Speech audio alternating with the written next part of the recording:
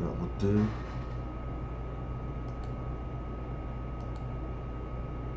Oops.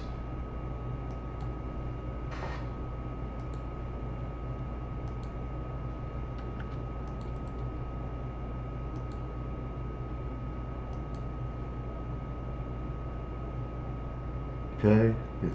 Oh. Okay. Okay. Well, the title's Hardcore Media. Whatever comes in.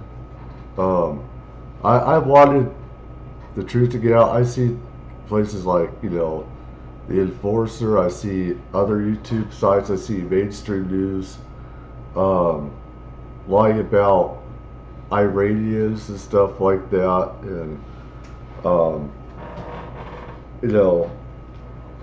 people thinking that most of them are bad and everything like that. And me watching other Iranians and listening to them and watching them and hearing from people on the inside of Iran and stuff what's going on is that, the Enforcer is wrong and all these other people are mainstream news.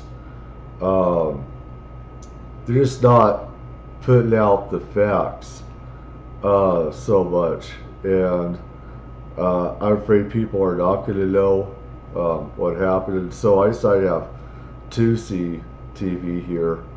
I might have to block out his face because he's honestly too sexy, and people that are sexier than me, there ought to be laws against that. There should be laws. There should, but there isn't. So, anyways, we should move on. Right. Okay, so anyways, I want to get to this where Iranian people clogged up the roads, and I wanted to show the proof here. Helping the pilot get out. And I don't think you're going to hear this on mainstream news. What people saw and what the Enforcer had on, okay, what they had on others, is that you're being lied to, saying that they're there to get the pilot, get the bounty, or have him killed. That's not what happened. Obviously, they clogged the roads so that the IRGC cannot get over there and everything. But let's take a look here. Importantly, a big shout out to our 2C TV team, because we can now confirm that on this channel we are not going to be using Google Maps when it's not necessary. We have our team. Shout out to 2C TV. He's Iranian. He lives in the UK and stuff. So, funny thing is that how some Americans and Westerners are, attacking how America is with the EU and stuff like that, is acting towards them and attacking for not getting involved.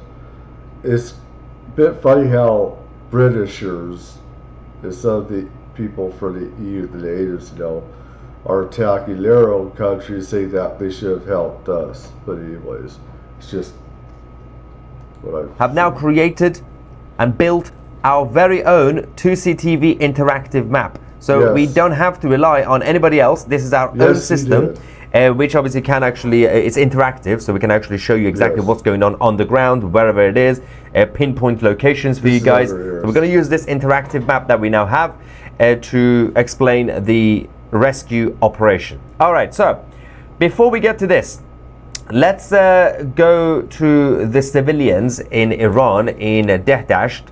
This was the essentially the site, the area of the crash that happened a couple of days ago.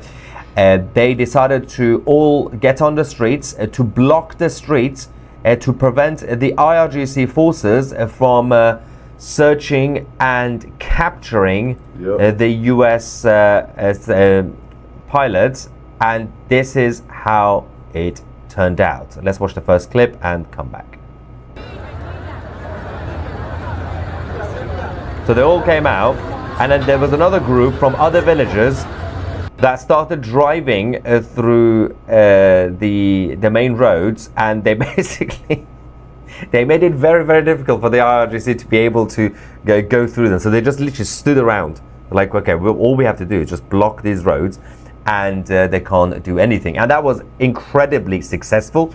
We also have updates, intel from the Immortal Guard, the People's Army in Iran, that there were also Iranian civilians who helped the American to be safe, to give him shelter temporarily, and also help him to find a way out of this area to go somewhere else. And I'm going to explain where that was.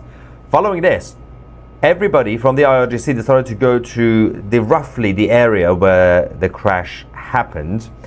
The IRGC Basij members were all annihilated.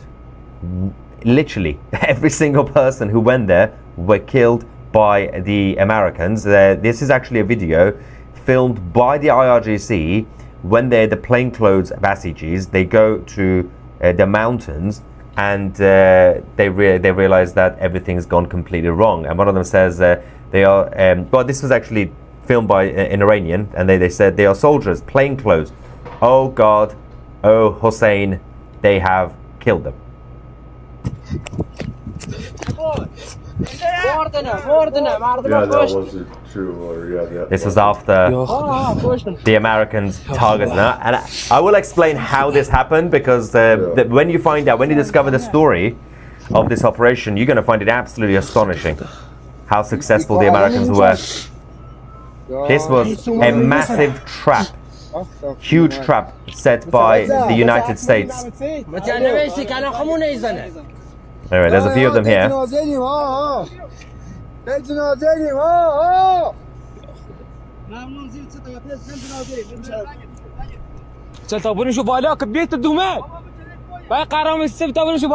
Well, I remember last night they showed a missile, and people thought it was another plane that went down or something, or something like that, and a flare. And I said, wait a minute. That was like a missile that just blew up, and that the IRGC set up something to make it look like another one of our planes went down or something, or they're faking something else again, because, you know, that's what happens. They like to say that we also hit civilians when we don't, and if they do, you know, the Iranians dress up as civilians. It's a tactic that Muslims particularly do, and communists as well, in these countries, in Iraq, Afghanistan, whatsoever, is that they feel like they have to use, you know, innocents, or put on, you know, innocent clothes, you know, civilian clothes, and if something is blown up, they can say that he killed innocent people. Anyways,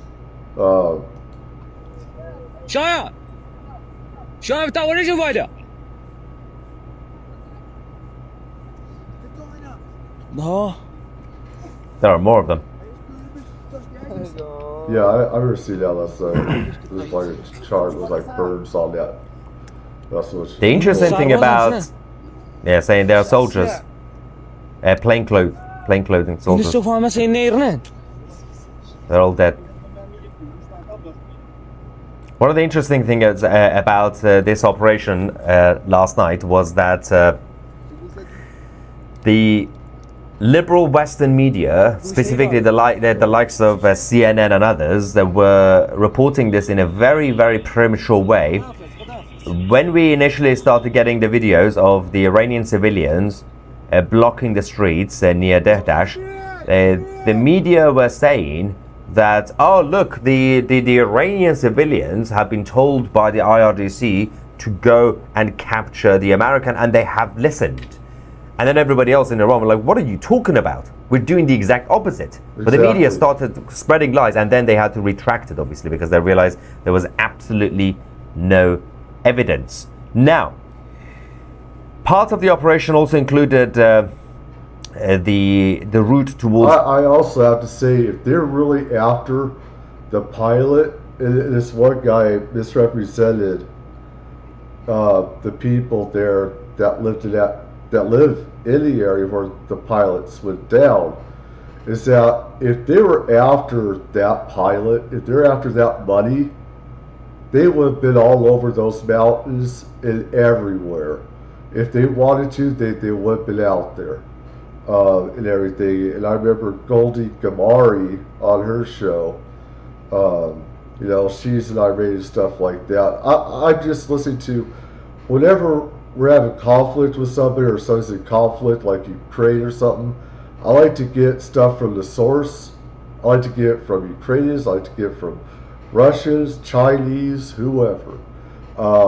Because it's just, that's the way you get intelligence as much as possible, and you get both sides and everything. And it's just the way that I need to learn this stuff, and it's just becoming intelligent in everything, and learning about the people and everything. But yeah, if it's really like that, where you know, as the guy said, we'll probably turn it in. Well, that didn't happen. You know, if anything, they helped the pilot out. The mountains. And again, I'll show you guys on the map in a second where we are talking about. But the Americans used 2 C-130s, 4 MH-6 Little Bird helicopters in order to rescue the crew member from Iran. They did manage to get him on the helicopter. I'm sorry, but again, I have to say, most people hate the IRGC. A lot of Iranians I have seen on Twitter even have said, if you have to kill innocent people, some of us, to kill them, do it. And I've seen a lot of death. I've seen a lot of carnage. I've seen a lot of bad stuff that YouTube would never allow. And you know, Twitter would never allow, of what they do to people, women in particular. And I understand why they say that, why they, you know. Helicopters. The problem was that the C-130s got stuck, and they had to extract the personnel, but they had to leave some of that behind, and then they had to destroy them. Let's go to the next video.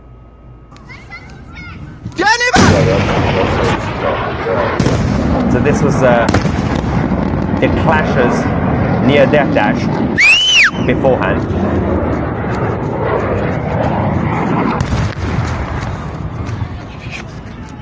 Yeah, people thought it seems like it's a missile. Okay, so the best way I can explain this to you guys is by going to, on our first ever exclusive in-house built 2CTV interactive map that we have, and let me show you on this is obviously the territory, the Iranian territory. Yes, it is. The location that's good. of the second pilot, or the weapons systems officer, was not where it was supposed to be, and that was on purpose, thanks to the CIA, with the help of the Israeli intelligence. Firstly, the Americans beforehand, over the last 2 days, set up a temporary base deep within Iran. They literally put boots on the ground, and nobody knew about that. Yep. They had a base right in the center of Iran, around this bit, Steve Martin would say, just south of Esfahan. The base was set up just outside the main city, but one of the main issues with this was that so the Israeli officials did share a lot of information with the Americans in terms of the search and rescue operation, but then the Americans also realized, with the intel that they have, what they can do is slightly trick the IRGC, and they successfully managed to do it. They did. Essentially, let me show you. Oh, no, that's wrong. Get rid of that. The Americans, to the southwest, this is where Dehdash is, the orange square. That's where everybody thought the second pilot is located. So the Americans started to launch towards this area. I was wondering they sent how a few they fighter had jets and those bombers, choppers and everything. and they launched over here. I knew that. I just, Meanwhile, I don't know. It's like me. I could also like remote view or something like that. I could see things happening and stuff like that, where I thought we had something. We have a lot of secret places people don't know about where we could be, and everything. And when I saw, when the pilots first went down, when they're being refueled by C-130 and they had helicopters, it said, this doesn't add up. We don't have a base all around in here like we used to. We have one that may be of use a little bit in Iraq, and I believe that's to the northwest. But for helicopters to get that far, they wouldn't be able to, even with refueling with stuff like that, because the C-130 also, so they had to come from right here, and they were fueling them right over here and everything, because things didn't add up when I was putting things together, but this makes sense. The pilot was actually somewhere else. He was here. Hang on. We'll call him the WSO, or the Weapons Systems Officer, right? So he was right there, to the east, from the eastern parts of Dehdash. So the Americans then started to send their special forces over here to pick him up. Meanwhile, around this area, Dehdash, where the IRGC send their military, everybody got blown up. Right here. All these explosions, every single thing was blown up. And they obviously struggled completely in order to recover and to also find out exactly where the second pilot is, which was not even close to that. There was a mountain, and he was hiding there. So prior to the locating the weapons system officer, the CIA launched this deception campaign. That was the day before, hours and hours before. They used what they called unique capabilities to search him and found him. They were already in contact with him. They knew exactly where he was going to be. He was also held by Iranian civilians initially to find shelter. He was injured. He went to the mountains, right where it is, to the south of Esfahan. Right. And the Americans said that this was the ultimate needle in the haystack. But in this case, it was a brave American soul inside a mountain. Invisible but for the CIA's capabilities, quite easy to find. Then they blew up the remaining aircrafts, the C-130s. So unfortunately, they had to leave them. They blew up two of the planes that they had. That's millions and millions of dollars, because they didn't want them to fall into the hands of the Islamic Revolutionary Guard Corps. And one day, there will be a whole Netflix movie about just this operation and what exactly happened. Crazy stuff. Now, in the southwestern parts of Iran, or near Dehdash, civilians, as I said, let's go to another video that we have showing the civilians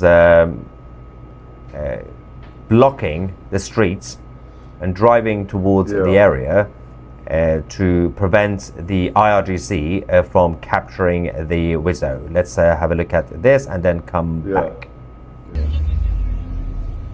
Look at that. Look at the truck. This was the moment when the CNN. Let me turn this on. CNN initially reported this, saying, "Oh, these are the Iranian civilians being told by the IRGC to go and capture the American." In fact, that wasn't true. Then they had to retract that statement because they realized, oh, these are the Iranian civilians who are helping the Americans, who literally blocked the route for the IRGC military, and everything changed from here. And of course, with the trap that was set by CIA and the help coming from the Israeli intelligence, genius, there was no way that this operation at that point was going to fail. So these guys have done their homework.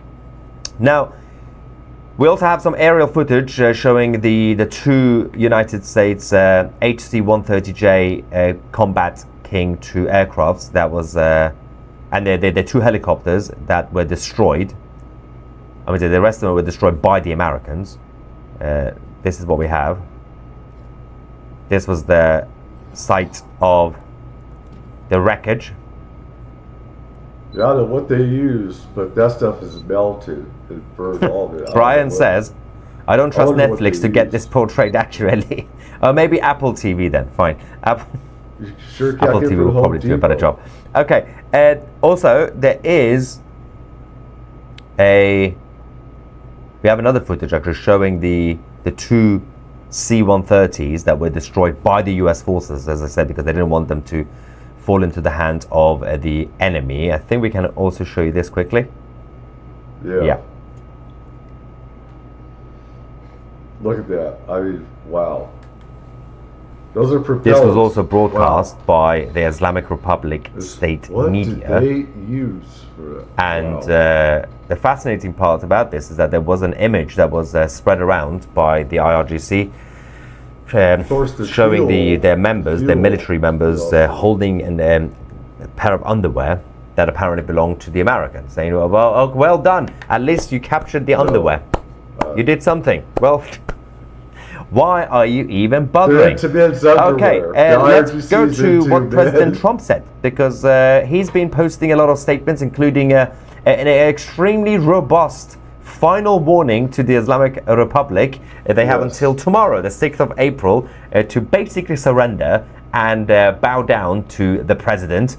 But before that, he released this very long and beautiful statement about the operation that we just had. And let's just quickly go back to here.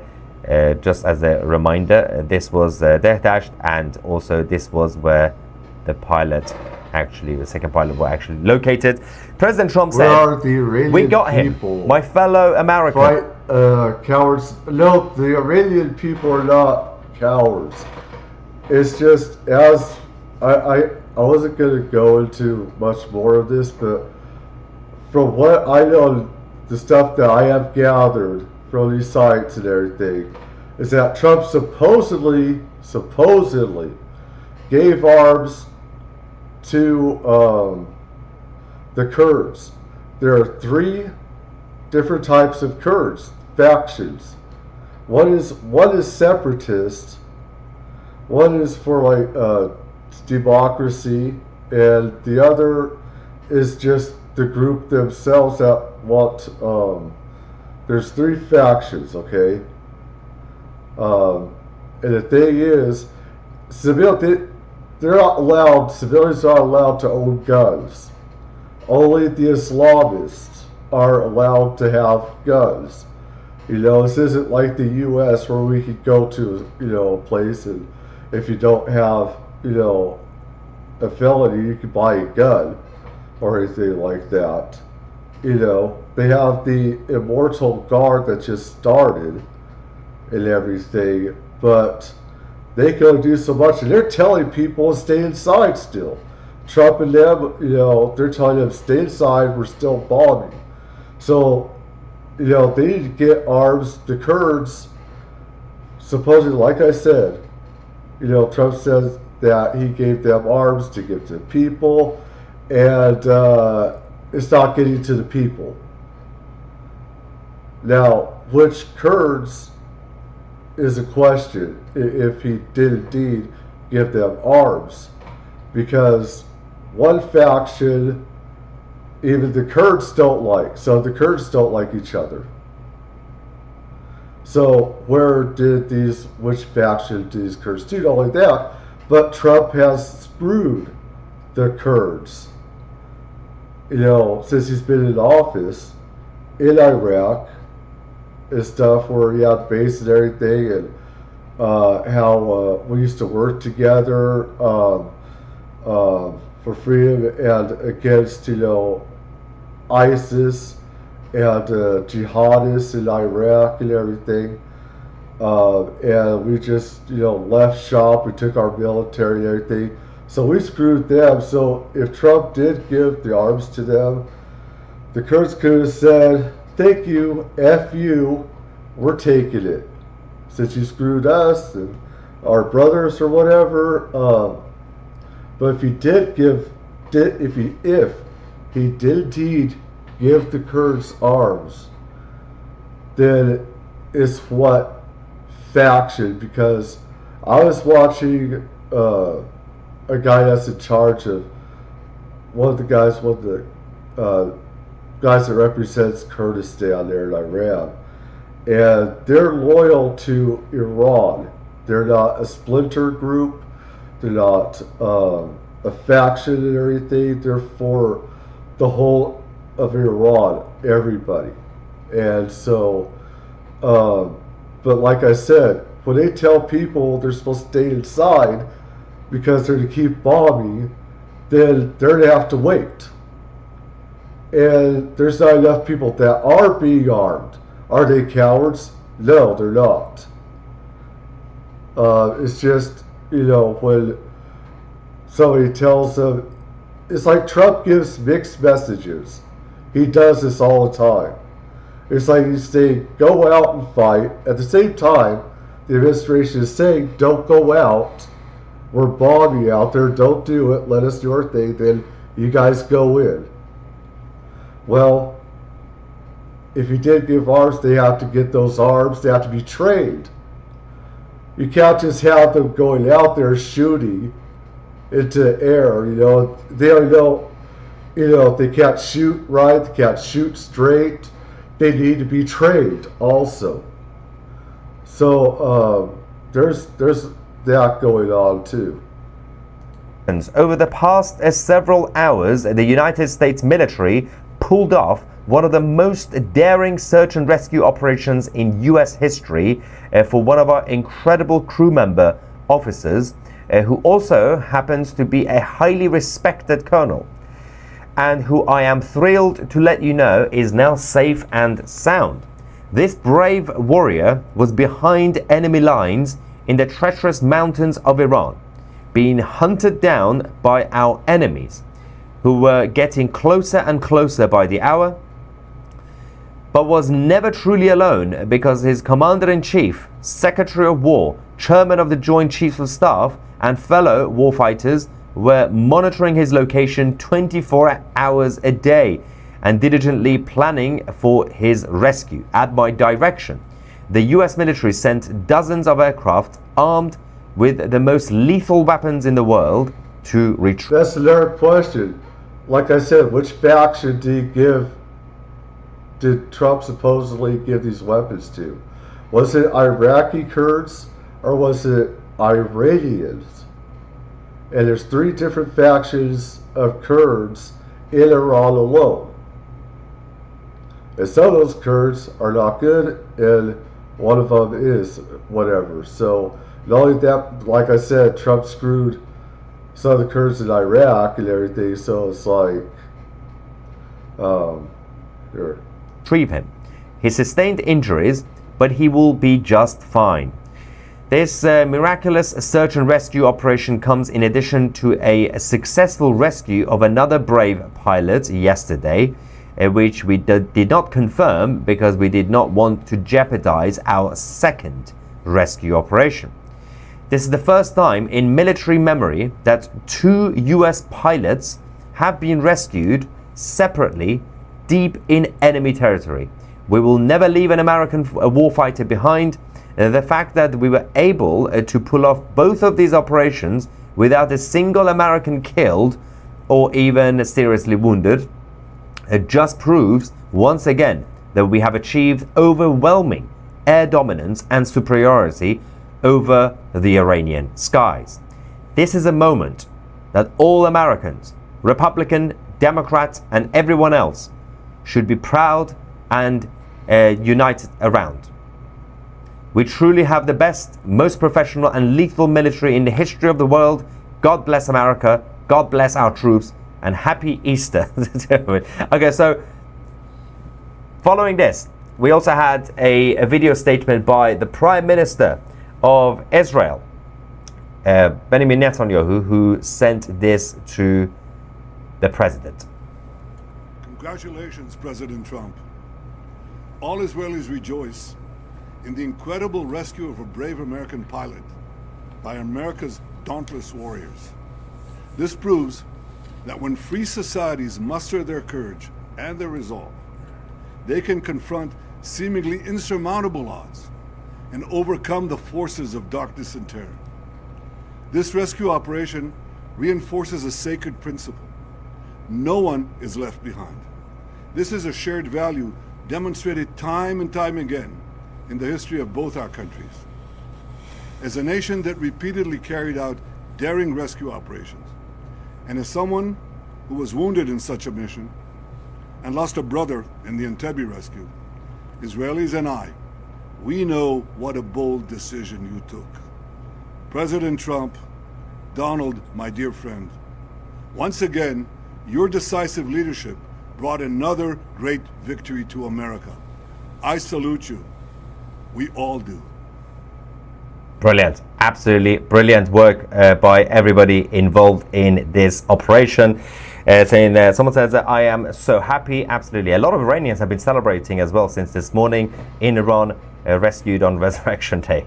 God is good. Yes. Ivan says that the rescue will be a book and movie. Oh, yeah. I think I should play one of the Iranians who helped shelter the American. I'm willing to do it. Why not? Or I could play one of the IRGC guys. Just need to grow my beard and be slightly messy. And I should also say I watch Goldie Gamari and her live streams sometimes. Actually, I do it on and off throughout the day. And she has a guy that is fighting in Iran right now with the mortal guards, stuff like that, and everything. So there are people that are fighting there. It's just that I don't know what happened with the arms. There was a foul-up, definitely a foul-up, and they need to get those weapons, and they are willing. They need to be trained and stuff like that. You know, you don't want them just shooting and accidentally shoot the wrong person or something. They have to, you know, learn how to be soldiers and how to coordinate, you know, doing strikes and stuff like that.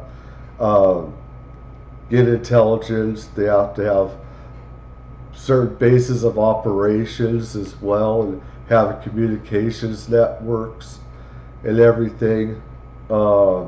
So all this has to get this happened from what the administration said January, and I don't know from what it sounded like.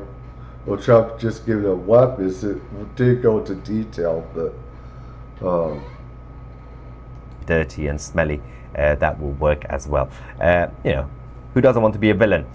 Okay, President Trump also sent out a massive warning. And if you think this wasn't bad enough, funny. Everything that's happened so far to the IRGC, which has been hilarious over the last month or so, President Trump has a deadline for them, which is tomorrow, Monday, the 6th of April. A few minutes ago, he posted this. Tuesday will be Power Plant Day and Bridge Day. It's going to hit them all wrapped up in one, in Iran. There will be nothing like it. Open the effing straight, you crazy bastards. Or you will be living in hell. Just watch. Gets better. Praise be to Allah, President Donald J. I love it where he's trolling them with their God. He actually said, praise be to Allah. He's trolling them, using their own Allah. This is crazy. Yeah, he's saying that we have the right God. You guys don't. It's like our God is right. Yours is not. It's like Allah is definitely not with the IRGC. It's not. It's so aloha snack bar, everybody.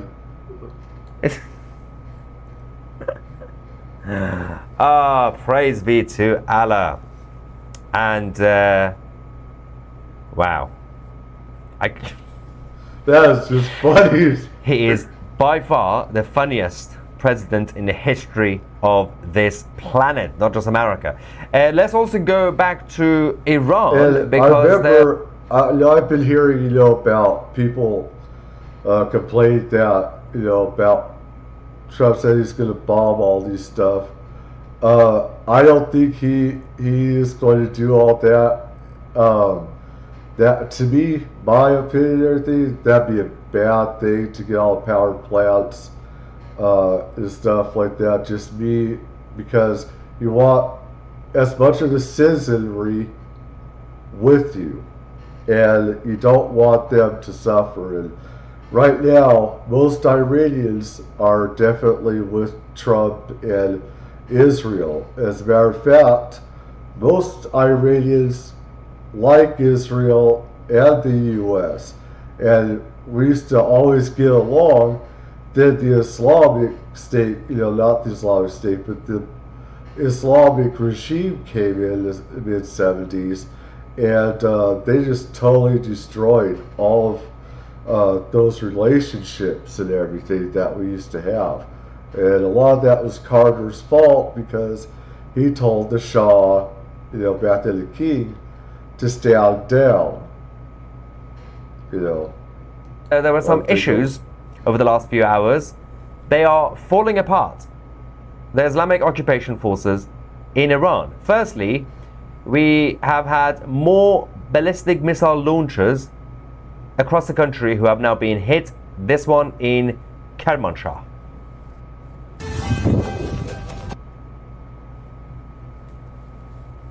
Look at that. Another one gone. But it gets even better, because it's not really just about these missile launchers. It's not even just about the missiles. By the way, we have an update about how many missiles have been launched today, especially towards the UAE. Not many anymore. It's all going down so quickly. But it's not really just about this. It's about the actual personnel on the ground, on the streets in Iran. They're nowhere to be seen anymore. There are not many of them. They, as I said, they even struggled and failed to capture one single American. How hard was it to capture an American? They're not even good at doing that, because they don't have enough people. So we have this video sent by an Iranian civilian in Bukhan, showing how the so-called security forces have now all abandoned their posts and checkpoints. They're saying the IRGC Basij have all escaped. The end is near.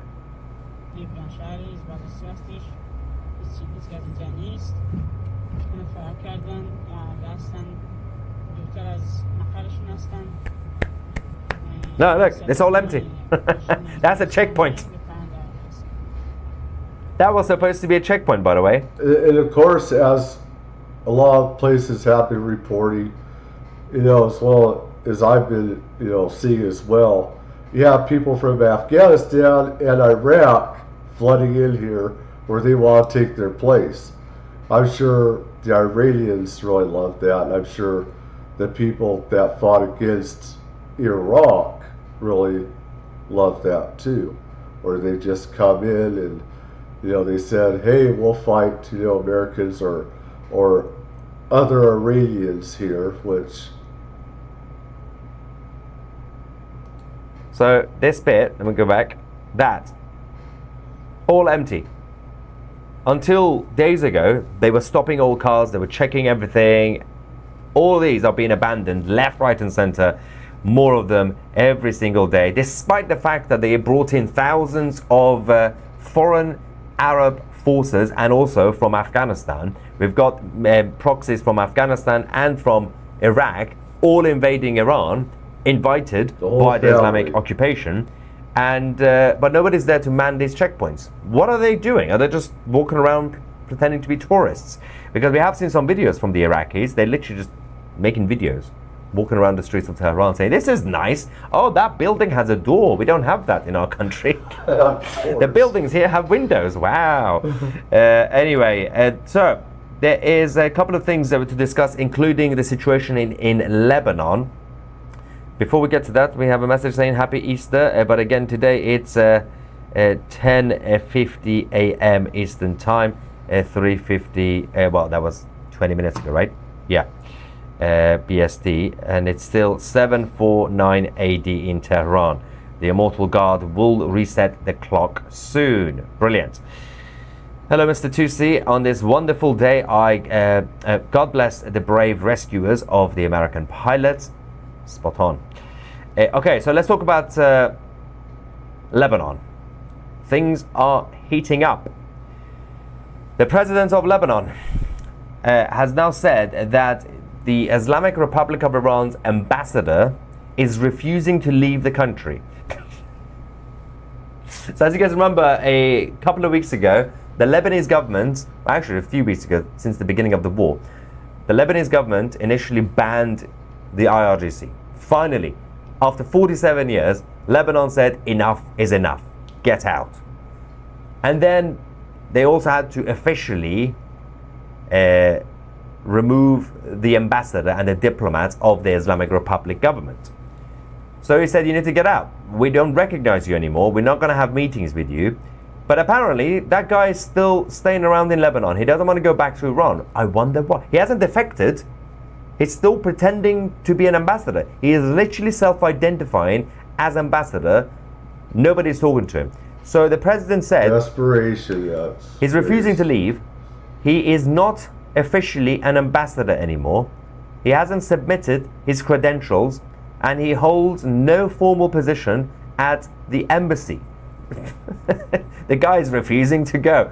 This is it's a clown show, but I don't understand why the Lebanese government can't just pick him up, put him on a plane, send him back, or put him on a donkey. I don't care what you do, but it's crazy stuff happening now.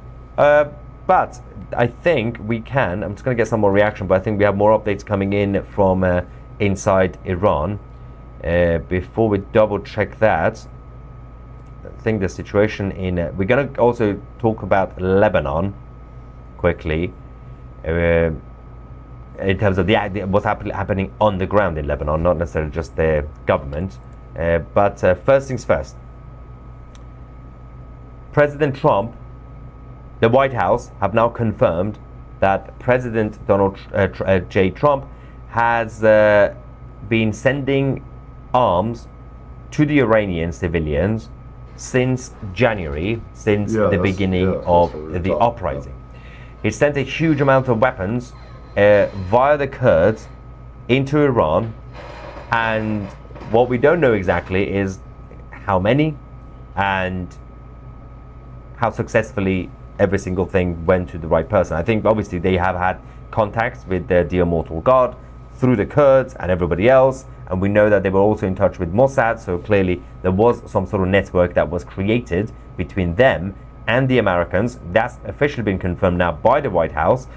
Having said that, the situation inside the country is looking even worse than what we've reported so far.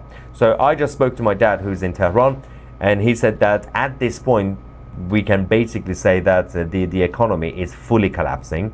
We're not saying, when people say economy, well, any economy crashing, that usually means a decline. That usually means some sort of temporary crash and it bounces back up. But this is a complete fall of the economic system in Iran.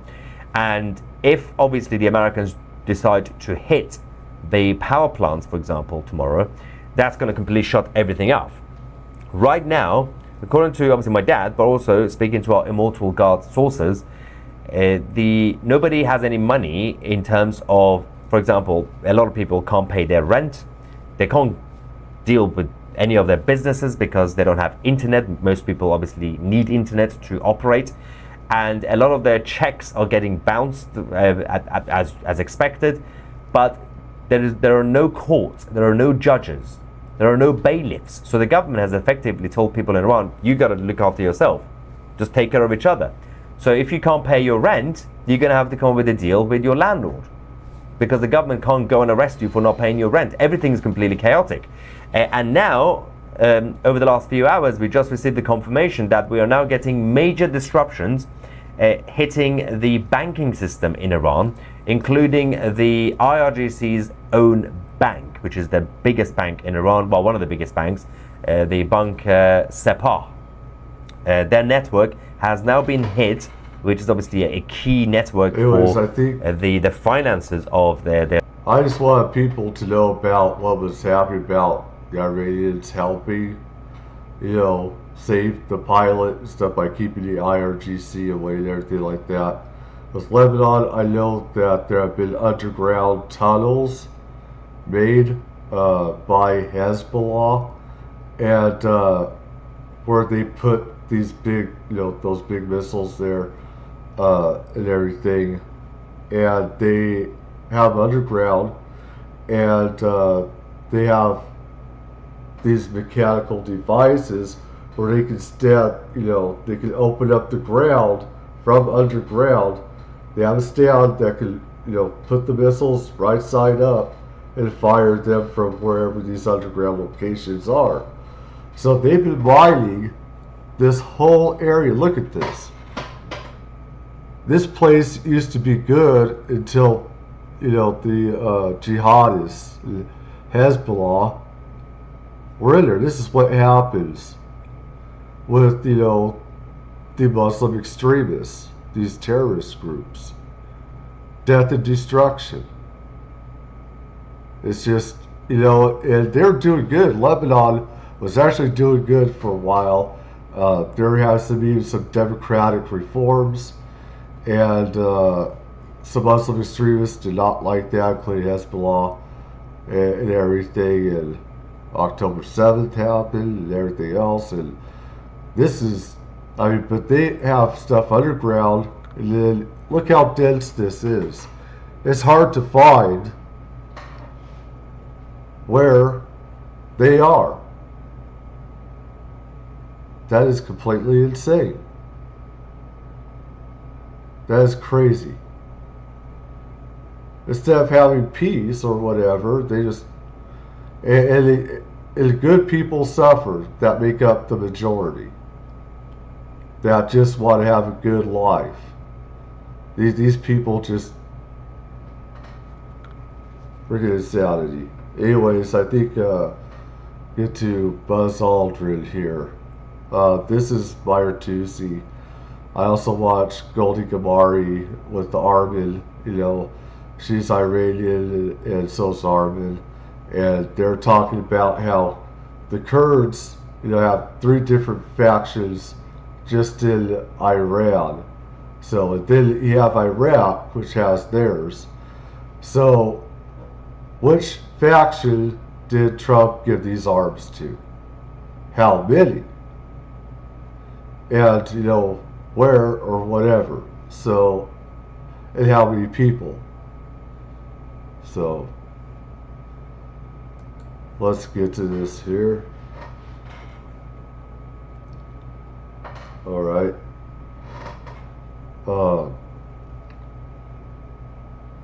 This is something that for the past few decades, I'd say that I've been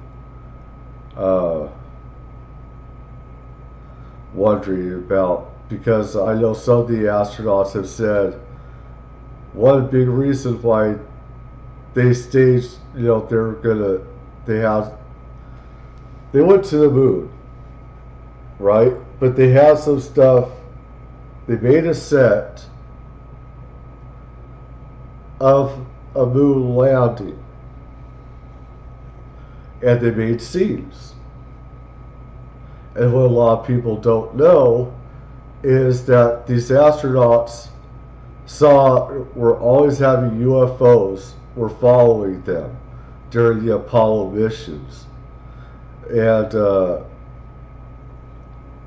it was so bad that they, of course, have to cut cameras, etc. And there's recordings of these astronauts seeing UFOs and everything. And when they got back, these astronauts were, from what I heard, they're threatened with their life. Do not tell them, or else we'll come after you and your family if you talk about it. Well, some astronauts have talked about, a couple have. And Buzz Aldrin has even talked about, structures on the moon. And I know that he's been afraid to talk about stuff. He also went to Antarctica. And I wonder if he went there because supposedly we have stuff above Antarctica in space called solar warning. where we have space forces, etc. This is something I've known about for a long, long time. This is from Ross Coulthart, News Nation. Shout out to them. Hold on just a second.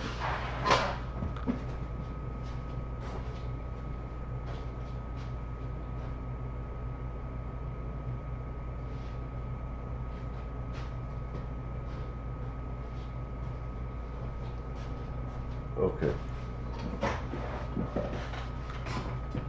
This right here.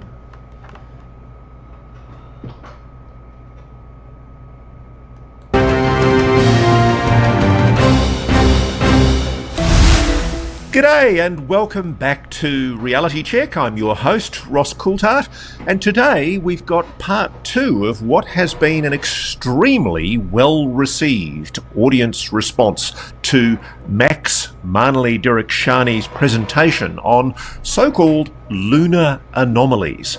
We don't know what they are, but it does appear that there is something very unusual that's been recorded by NASA's own photography and own video imagery on the surface and above the surface of the moon. Max, welcome back to Reality Check. Where are we going today? I think when we concluded part 1, we were talking about the sightings during various Apollo missions. That's correct, and thank you again for having me. Yes, we were talking about sightings during Apollo missions, and we will come back to that because there are a number of different types of anomalous observations during the Apollo missions that we're going to see, ranging from anomalous UFOs. Lights and structures on the moon to also UAP. Seen from the lunar surface in NASA photography. Before we roll, Max, and show us the first of the videos, I just want to get your feeling. I mean, obviously what you presented in the first part, and I recommend everybody take a really good look at that before they come to watch today's show. What you presented in the first part really does, I think, rebut the dismissive assertions of the debunkers who say there's absolutely nothing here to raise a suspicion that NASA is perhaps hiding things that it knows about objects or artificial structures that may or may not exist on the lunar surface.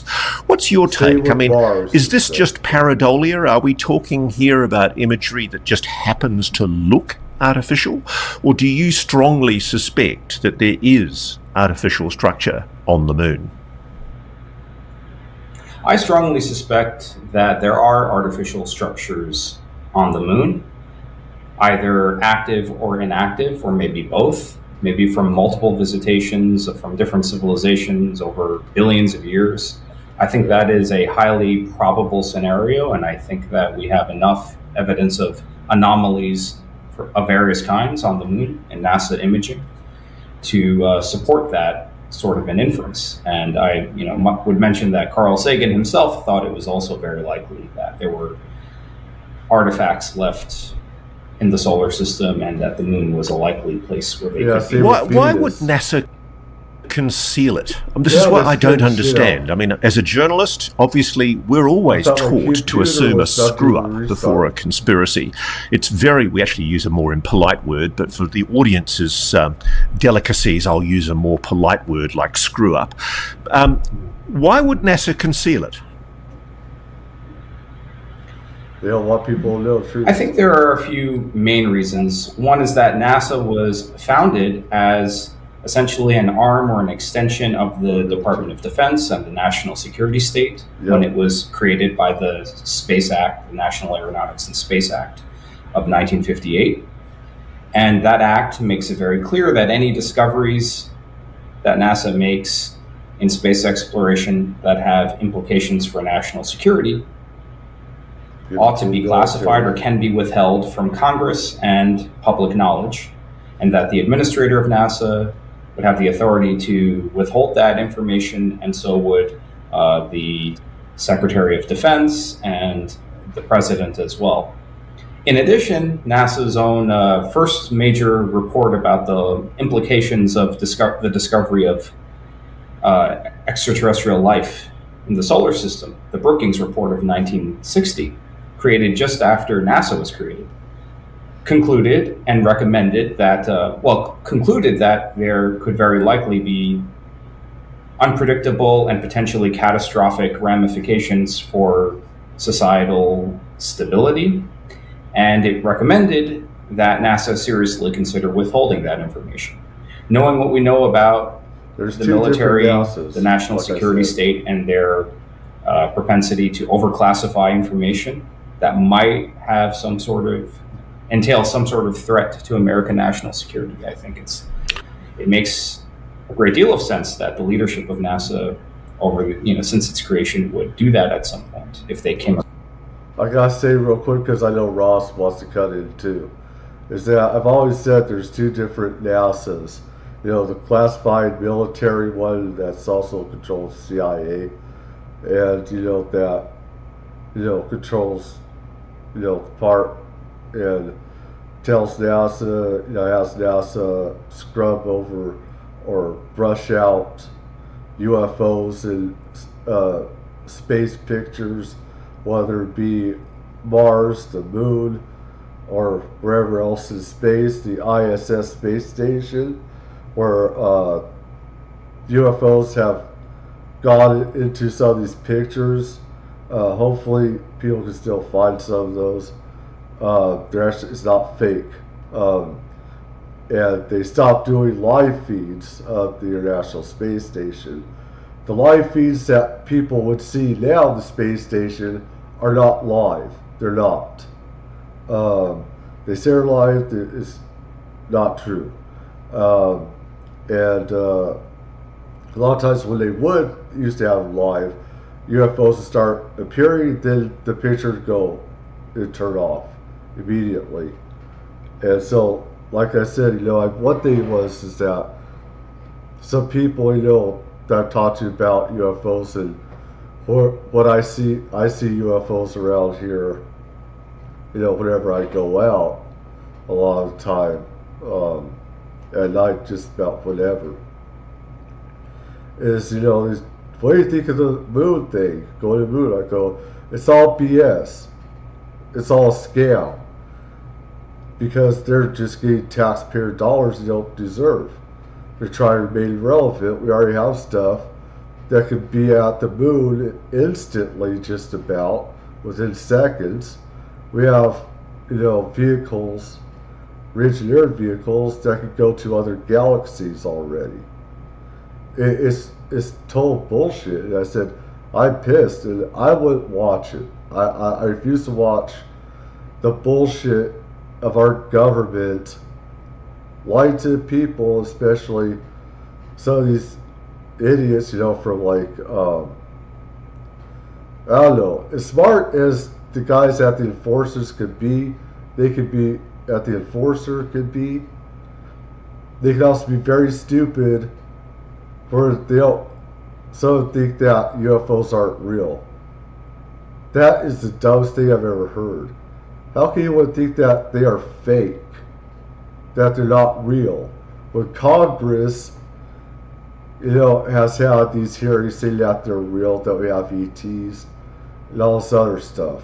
It's ridiculous. Anyways. Across such evidence or discoveries. I thought it might be pertinent to preface everything we see today with the fact that one of the privileges that I had when I was writing my book In Plain Sight about UFOs, I got to meet a guy called the Spaceman who befriended the Apollo 14 lunar module pilot, Edgar Mitchell.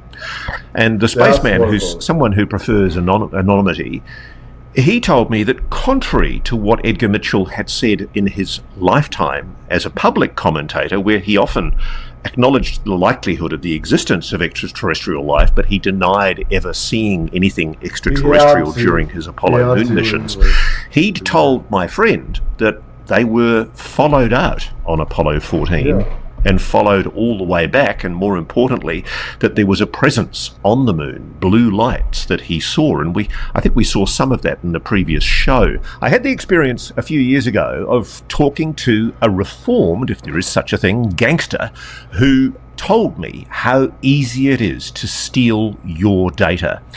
People go to airports, and he describes to me how he would sit with what's called a packet sniffer and literally watch as people put their credit card numbers, their bank account details, their corporate logins into their computers, and he could pick it up remotely across the Wi-Fi because people weren't using any kind of encryption or protection to stop their data from being stolen.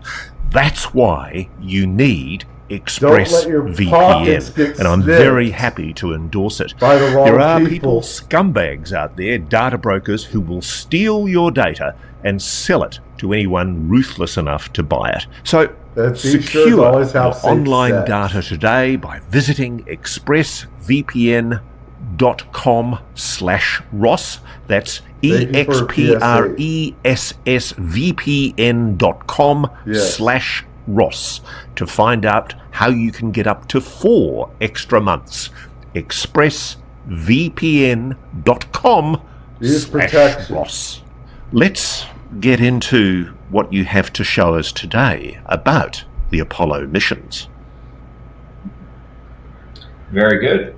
So I would like to begin by calling up the first video that I would like to show regarding an anomaly seen on Apollo 11.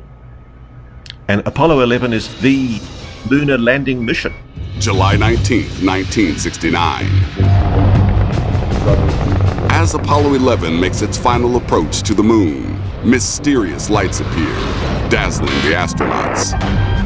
Even the harshest critic discovered the fact that this was real. They actually did see something. NASA thinks it's moon debris. It had to be something else. It really is a mystery. Is there something there they don't want the public to know?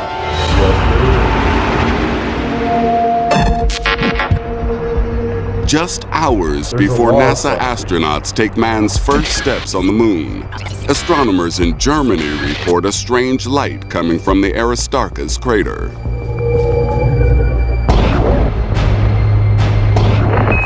Apollo 11, this is Houston, go ahead. Wow. I've never heard about this one, Max. What's the story with the strange light? Well, the account is basically that Germany... Ross, where are you right now? Where are you, Ross? Where are you? I want to give you a good hug.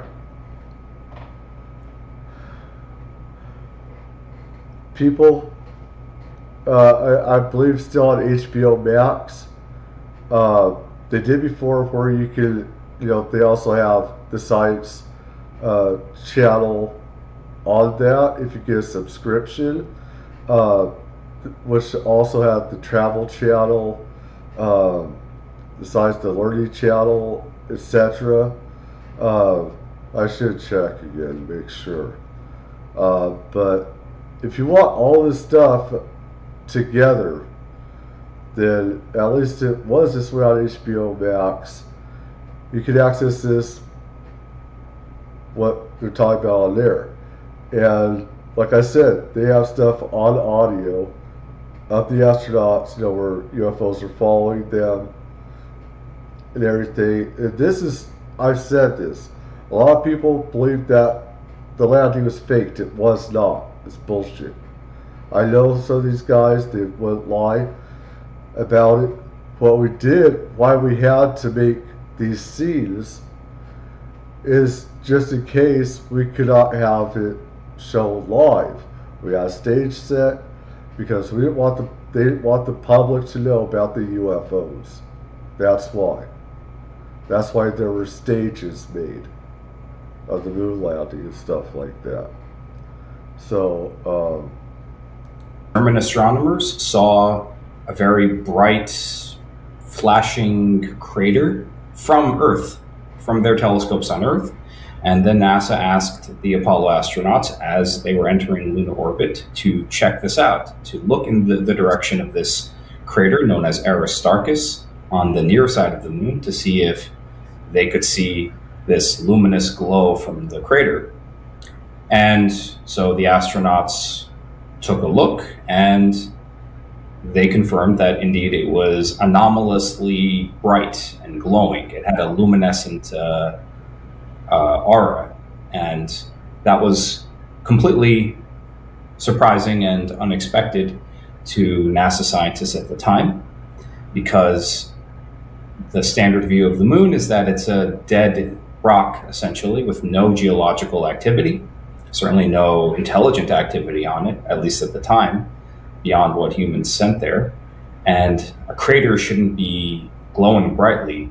And it's worth pointing out that the glow that they saw, that the astronauts saw, that the German scientists saw, was during a point when this part of the moon, where the crater was in shadow. Yep. So the sun was not shining on it. Yep. And yet it was glowing bright. So the crater's called, is it Aristarchus? They live there. Yes, that's correct. Did NASA ever provide any subsequent explanation for what that anomalous glow was? There have been multiple theories of different kinds ever since this discovery. NASA's theories range from the emission of gases that are trapped somewhere underneath the crater, like the gases to lunar dust being electrically charged by solar wind or sunlight, and then levitating above the surface and scattering the sunlight, to remnants of ancient volcanic materials trapped underneath that then get released when meteors strike the crater from hundreds of millions of years ago. Those are the main sort of proposed explanations, but all of them fail to account for the observed phenomena either individually or even collectively. And in fact, I have some images to show of Aristarchus that I think help kind of illustrate why it's so anomalous. Let's have a look at that. From the Clementine mission. So there we go. So I see good. Professor Peter Schultz, former NASA planetary scientist. Yes, and he's an former Apollo geologist. He's now based at Brown University. He's a highly respected lunar geologist, a mainstream guy, and he says something very interesting in that video clip, as well as in private conversations, which he confirmed with me, which is that this glow phenomenon seen by the astronauts of this crater were so controversial for NASA that people lost their jobs trying to work on it. And he told me specifically in private correspondence that these two lunar scientists, Middlehurst and Cameron, were both pressured out of their jobs or retired from working in the early 1970s because it was taboo. And the reason it was taboo is because the Apollo program had shown that the moon had been dead for over 3 billion years. So, I can tell you guys this. There's a reason why we had been back topside on the moon. There's a reason why they did not film these people going around the moon again, because there'd be UFOs all over the place. The astronauts themselves said that there were UFOs when they were outside moonwalking. When they were on their vehicle, there were UFOs following them. That's what they said. I'm sorry, just help me through with this. Yeah. So this is a guy who was a NASA planetary scientist himself. He's a professor, so he's no slouch.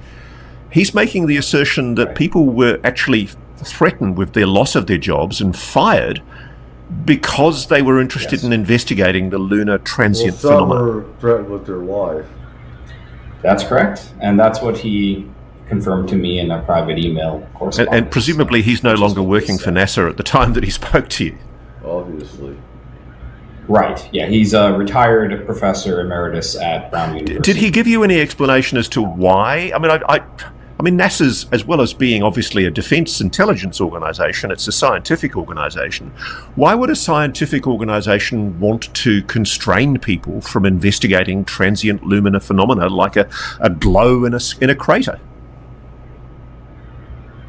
It goes against their narrative. That's a great question. It goes against the answer he gave me was simply that they don't want people to know. The Apollo missions and the previous lunar mission.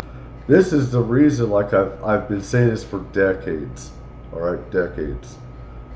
They don't want people to know the truth because it put NASA out of business. They should have never been in business to begin with, because we had UFOs, UFOs that could go off planet to the moon and everything. They want people, they want civilians, they want us to stay in the stupid Stone Age.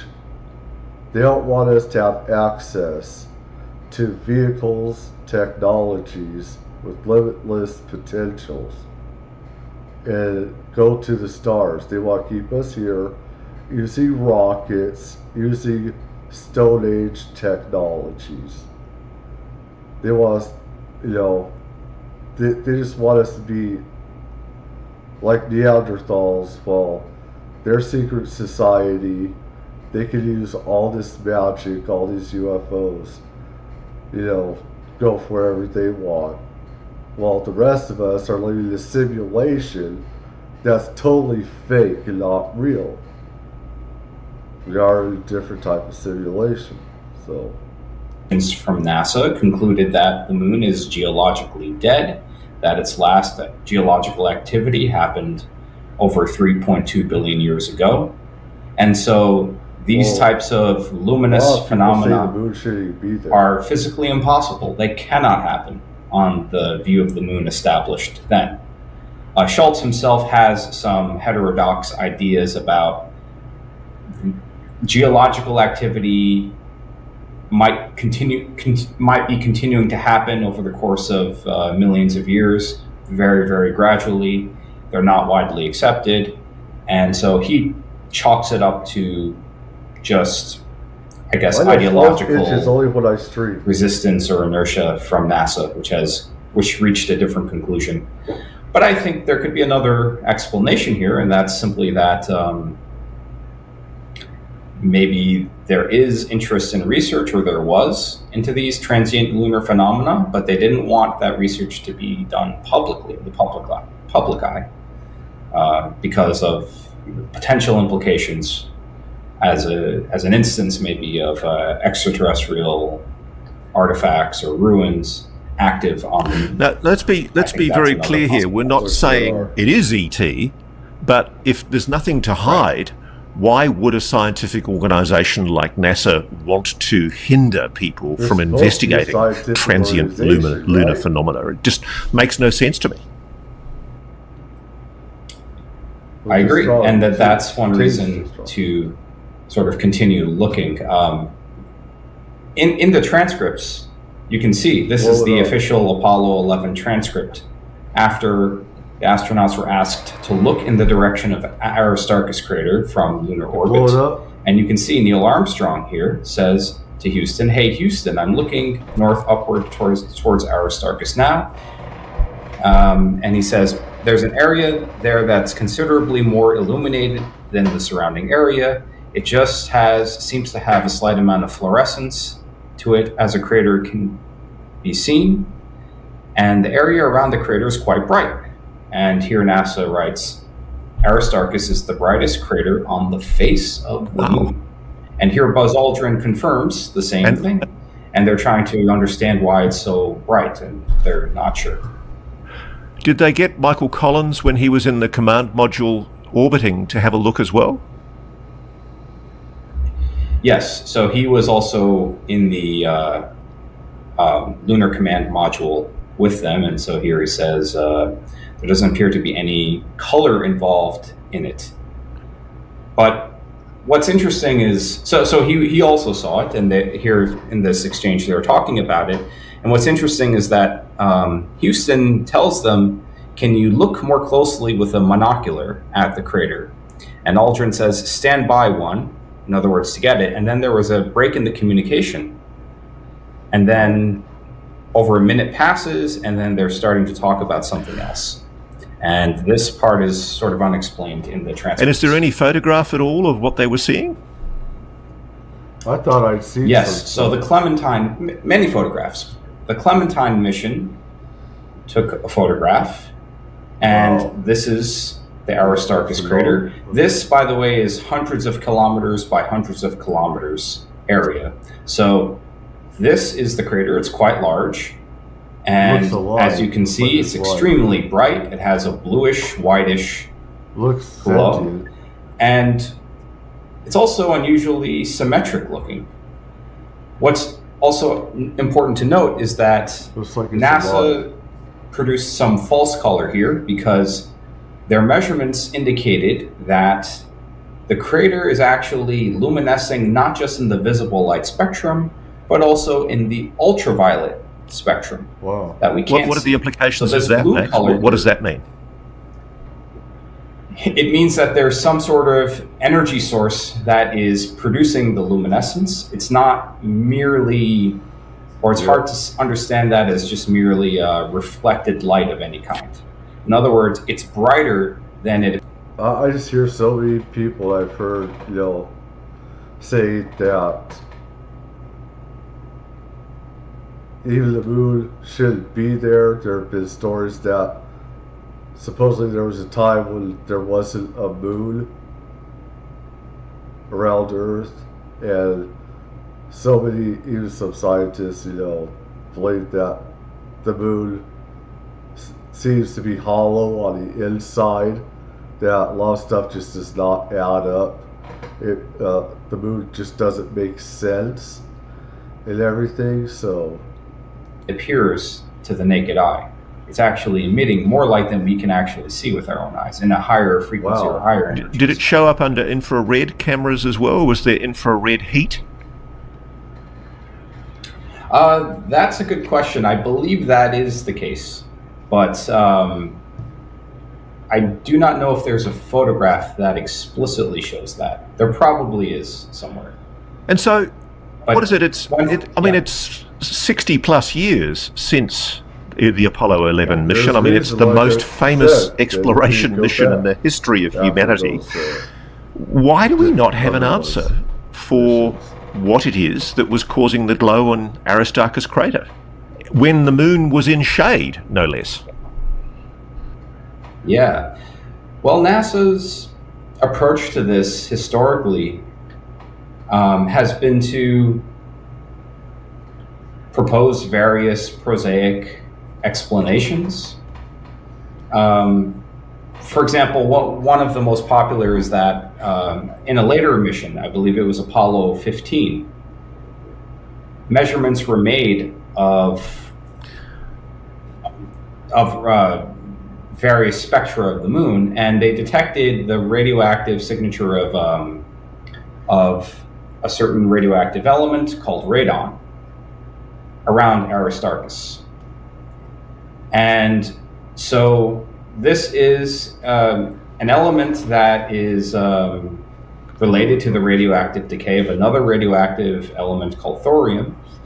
And so one of the theories is that Aristarchus is releasing this radioactive gas, radon-222, and that's part of what produces the luminous phenomenon, the visible mists or glows through scattering or charging by radiation.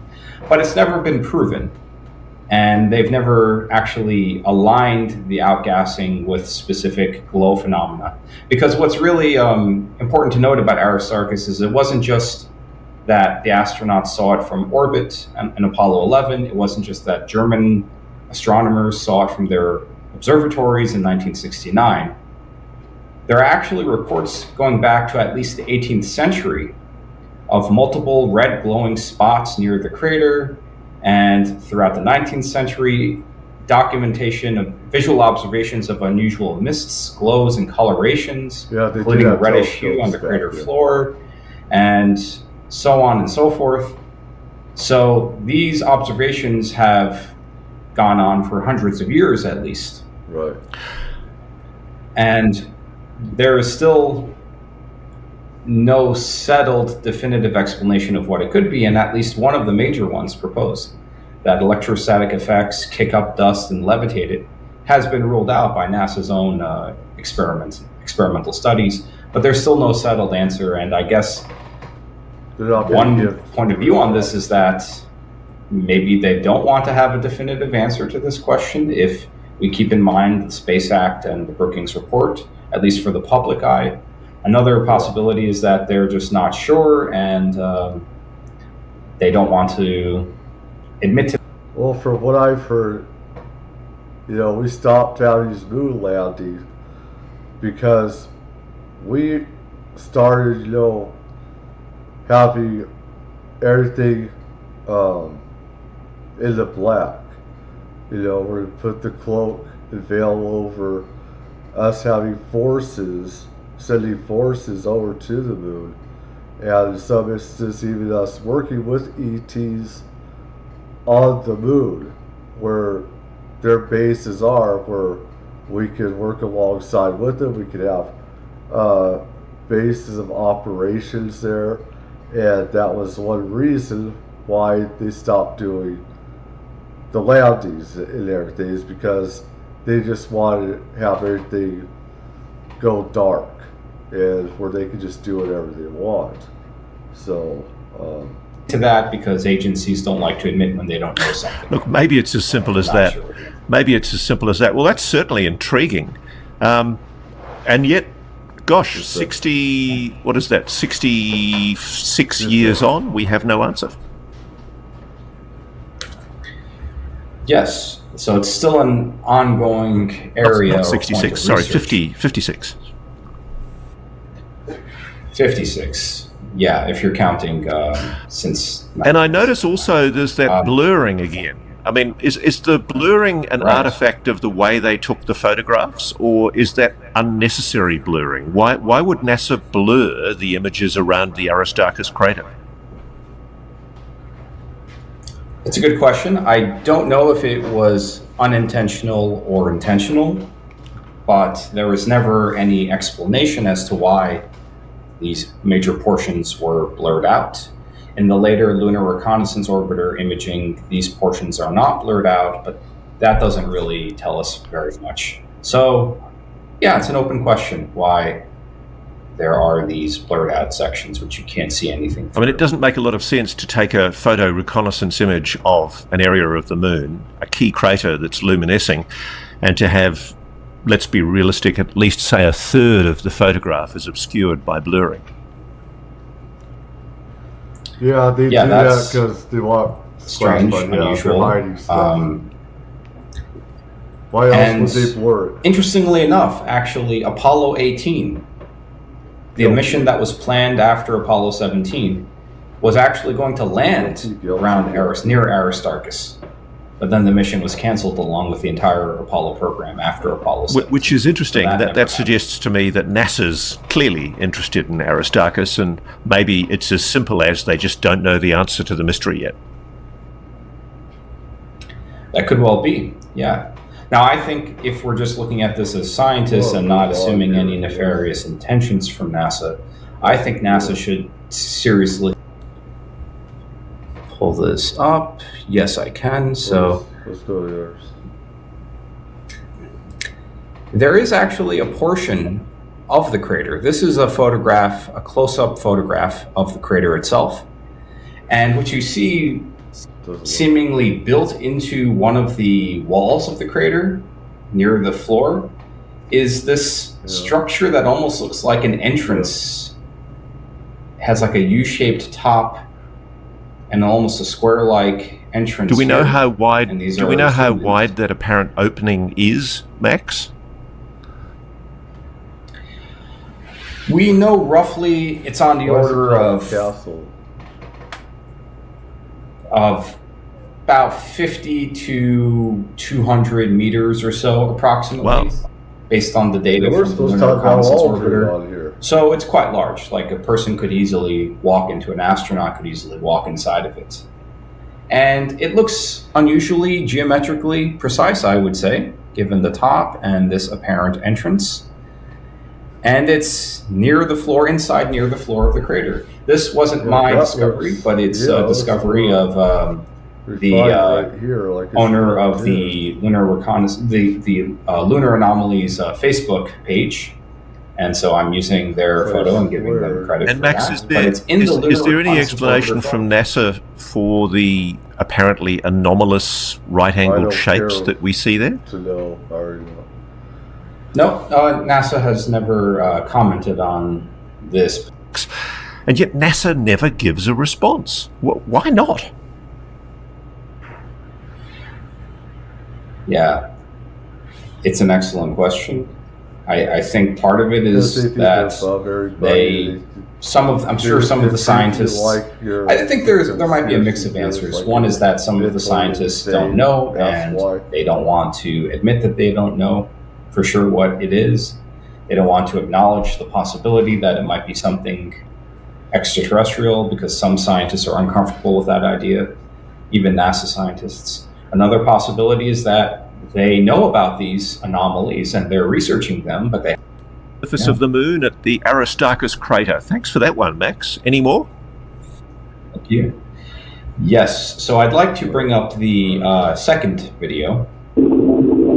Dr. Farouk Al-Baz, a geologist, now works at Boston University. For 6 years, he was a senior member of NASA's legendary Apollo program.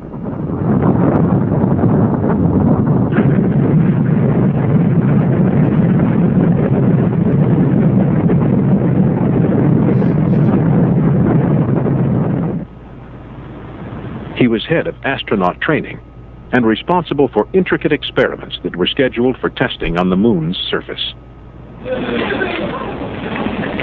During his time in mission control, he experienced firsthand some unusual happenings involving astronaut Ken Mattingly in the lunar orbiter.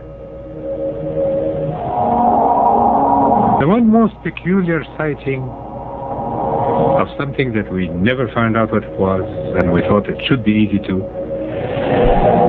was the sighting of flashes on the surface of the moon by Ken Mattingly during the Apollo 16 mission. One of the objectives of that Apollo 16 mission was to see how much can we see and photograph in the part of the moon that is not lit by the sun, but by earth shine. The first time Ken Mattingly began to do this, he said something like, "I'll be damned, I just saw a flash." And we said, "What flash?" So he said, "I just saw a light flash on the surface of the moon. Something on the moon flashed." As he came around the next time and we said, "Now, be careful with this thing and look again and mark your time when you see it so we know exactly when it happens, because we want to tie this to whatever is happening in the landing site." One of NASA's experiments on the moon involved highly sensitive seismometers that, among other things, could detect the impact of incoming meteors. If Mattingly's flashes appeared again, the instruments should record the impact of a meteor, the most likely explanation for his sighting. And so, on the next lunar orbit, Ken Mattingly was briefed to look out for flashes and report what he saw. I said, "Okay," and he did that, and he saw two flashes this time, and this one in orbit, not one. So we picked up the exact times, and we took these to our colleagues, the ones that had the seismometers. But at that time, there was absolutely no evidence of anything hitting the moon at these hours, because it would have been picked up for it. There is absolutely no explanation. And that remained a complete mystery. At this time, the Russians had an unmanned presence on the moon, and that could have been the cause. But there are still some unexplained pictures. This one shows a shadow racing across the moon's surface. And here, a flash appears from a crater as an unidentified object passes overhead. Wow.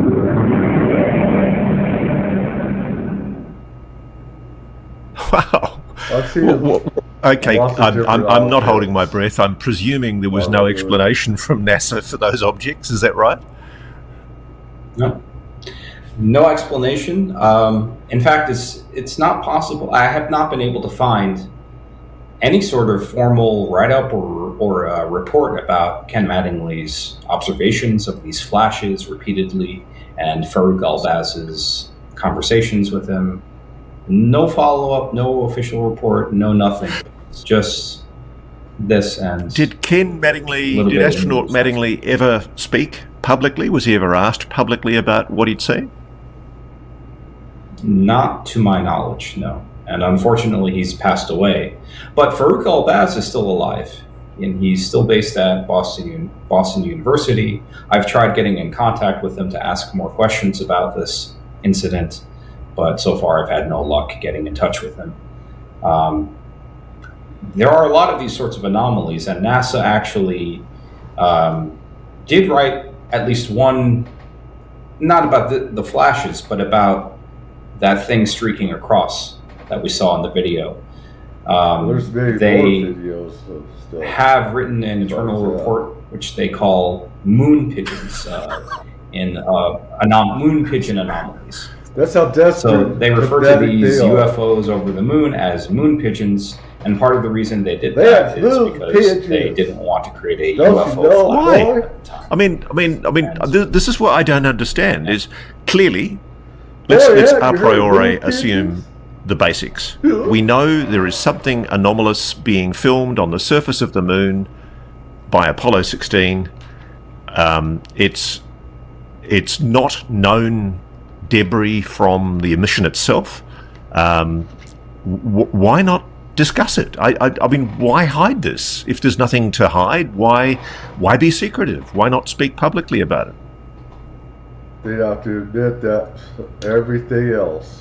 Again, I think that's a great question. Of course, UFOs were a taboo topic back then, as much as now, but it's less so now. A lot less now. I used to have to be shut up. It's hard to say. I suppose it didn't have an air of credibility back then, and so they discouraged NASA scientists from, or NASA astronauts from talking about these things, especially at the time.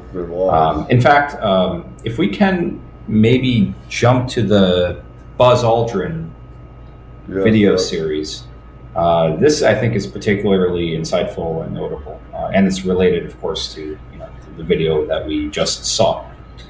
So maybe we could do that now. But 3 days and 200,000 miles into the flight, Mission Control did miss the significance of a cryptic message from the astronauts.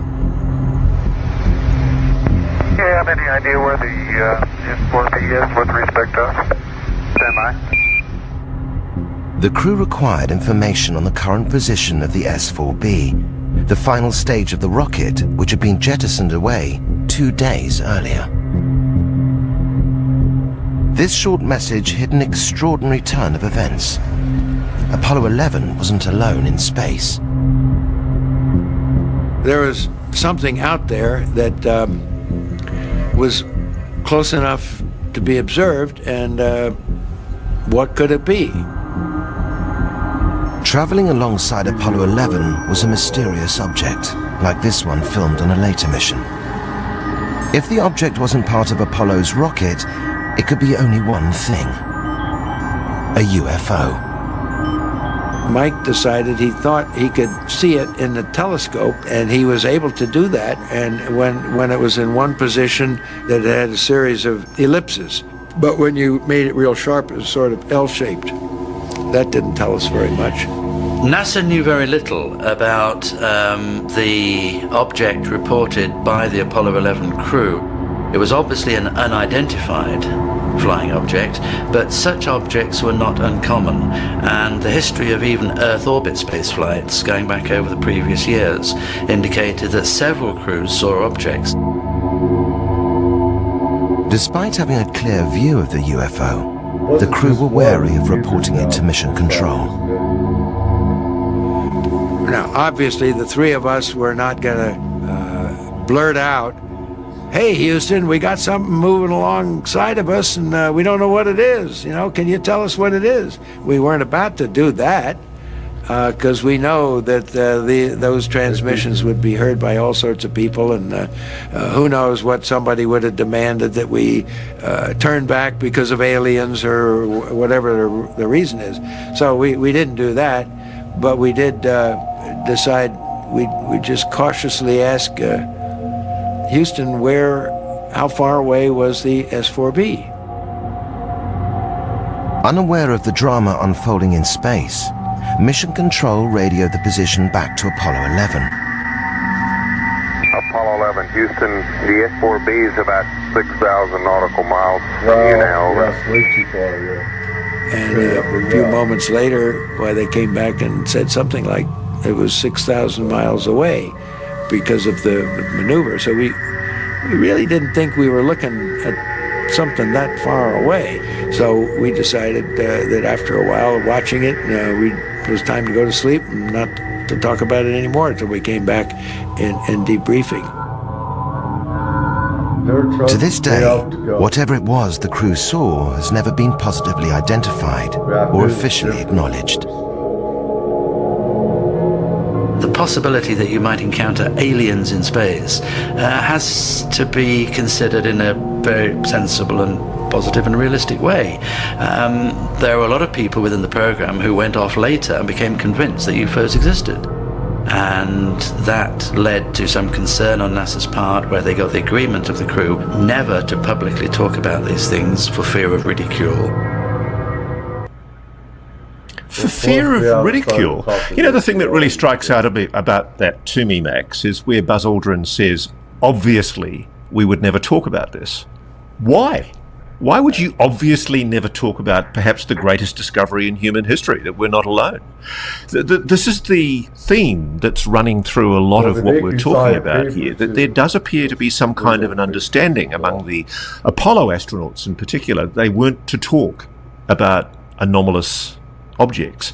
And this echoes what my friend the spaceman was told by Edgar Mitchell when he was told by Edgar that they were, according to Edgar, privately followed out by craft, unknown craft, blue lights that were actually photographed by Edgar Mitchell, both on the outward journey, the inward journey, and also while he was on the moon. When my friend asked him, why didn't you talk publicly about this during your lifetime? And he said one word: treason. Yeah. Really interesting. That's our stupid government. Yeah, absolutely. I think there isn't treason really whatsoever. I don't think the ridicule explanation really makes much sense. Yeah.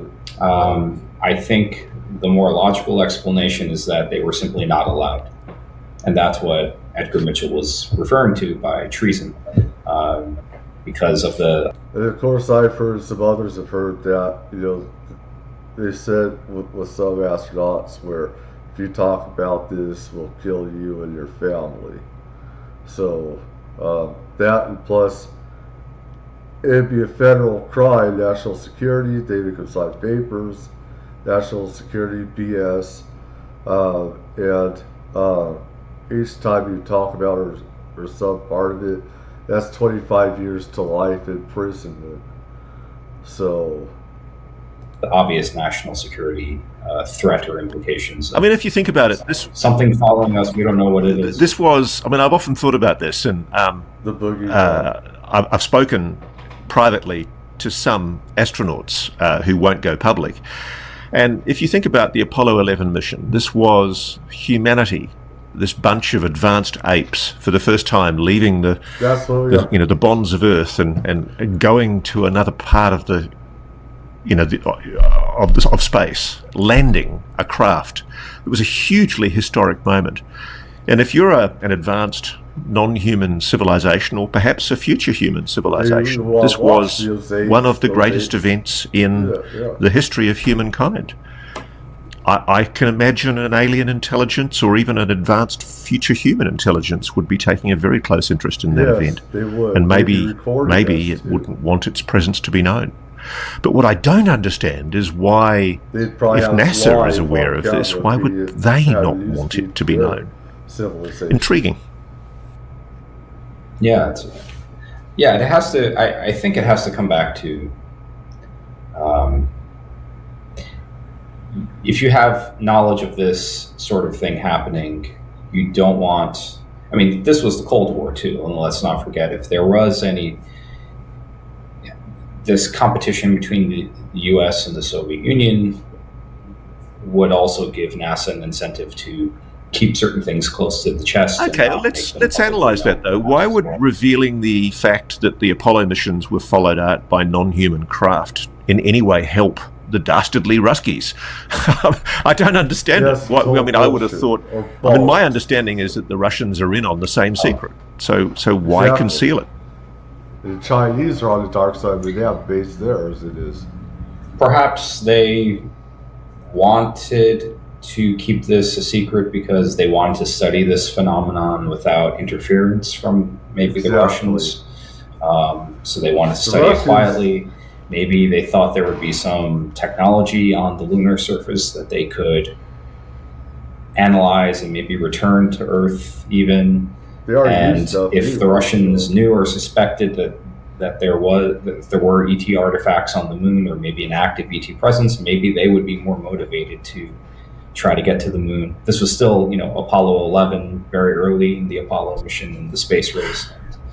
At least these are possibilities. Yeah, my friend James Fox, the filmmaker who's really done an excellent job recently on the Varginha, Brazil story, James tells a great story about how Buzz Aldrin once agreed to speak to James about the sightings of alleged anomalous craft in orbit. And James followed Buzz across, I think, to southern France at huge expense. And when he got there, unfortunately, Buzz changed his mind and declined to do the interview, which was a huge cost for James. But James tells that story as the one that got away. In fact, exactly on that point, could we have the next video? Because in this next video, we see an exchange between Buzz Aldrin and James Fox. I think Buzz, what did you see? What did I say? Just real quick, I believe that somebody met up with Buzz and said, "Hey, don't talk, or else this could be the end of your life." That could have happened for all I know too. They kill people all the time to keep this stuff quiet. So. During the flight, we saw one of the 4 panels to 99.999, and these are 3 guys who have flown in space twice and have looked out at the stars and all sorts of things. So believe, yes, we certainly saw something. We could see, look at it in a second. I know, it was one of the panels, yeah. So that's a quick question. Yeah. When you were a test pilot, I think, was it Edwards Air Force Base? I commanded the test pilot school afterward. I was not a test pilot trained. Okay, I was told by a very close source of yours that you actually saw something other than that. A lot of people have said things that I saw. That doesn't mean that I don't want to reveal the source. Someone very close to you told me that you had another sighting that you actually chased to you. In your years of flying, have you seen strange things? I was flying a T-33, I guess, and I looked out and saw a star out there. But it wasn't a star, it was Venus. But it kept following me all along. And you would swear that it's another object out there, and you can turn and... I want to congratulate you on your magic show last night with all the illusions, because now we're getting a lot more illusions tonight. And can you explain everything that happened with Chris Angel last night? No, you can't. It doesn't make it. That's right. Here's what I'm going to do, folks. I swear to God that they threatened these astronauts within their lives and their families, probably. Not their families, but threatened them and told them to say, "Hey, you say something, we can go after your family too." I just bet that. I would bet that. And he's very uncomfortable, very, very uncomfortable with his body language. You can tell it's not like that whatsoever. He's squirmy. You can see him squirming in that seat. He does not want to talk anymore about that stuff. I'm going to take a break, come back. Well, good on James for pushing the issue. It's funny, Buzz doesn't look comfortable there. He looks very uncomfortable about being asked that question, doesn't he? Yeah, he clearly evades the question and tries to ridicule it. And it's interesting that he gives this explanation of, it's this panel that broke off of this booster or whatever 2 years after that interview that we saw initially from 2005, where he says we saw this L-shaped thing following us and we didn't know what it was. It seems like at some point something changed between in those 2 years, where he became a total sort of debunker of his own sighting. And although James Fox asks him about a different UFO sighting he apparently had before the Apollo missions, Fox has an account that you were alluding to as well. I think when they were going to meet in Monaco to talk about both sightings, the Apollo 11 and this earlier one. So could we have the next video, please? The way to the moon in the middle of cislunar space. And the astronauts had tracked it while they were floating through space.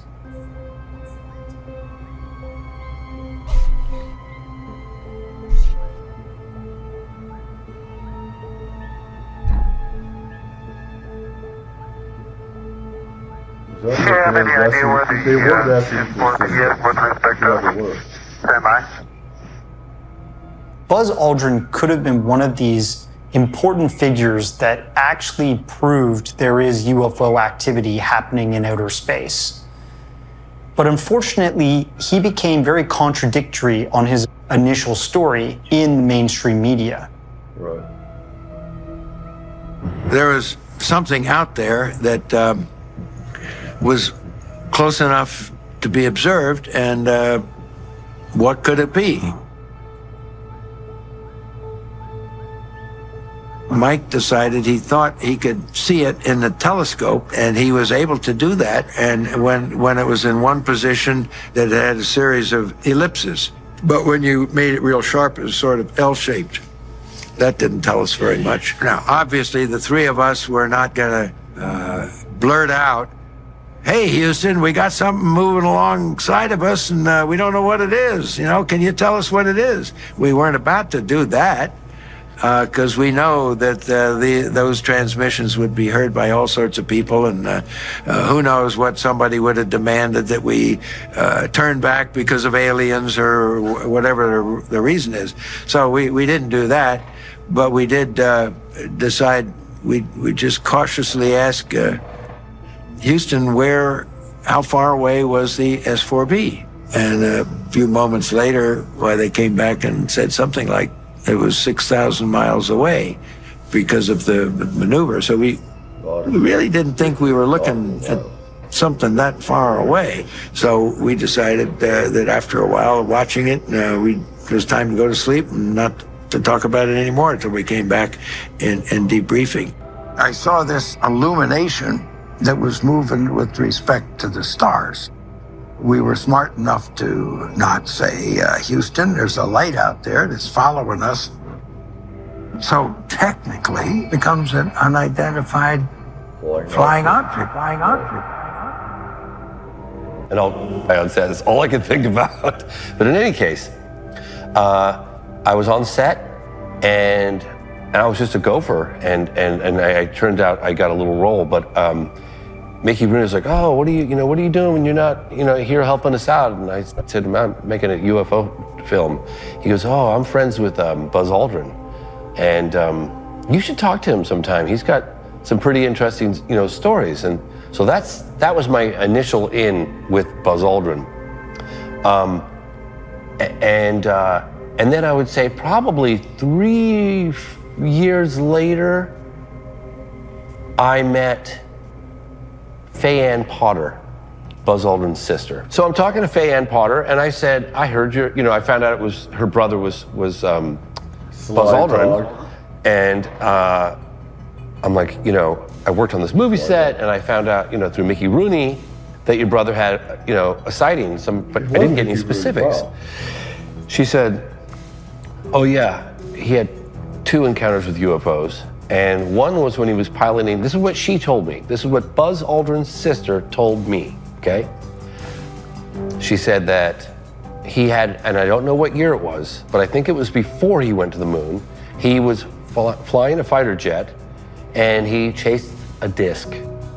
And she said that he was so moved by the experience. So he called her and he was still shaking from it. He said he chased it till he couldn't go any higher. He didn't catch it.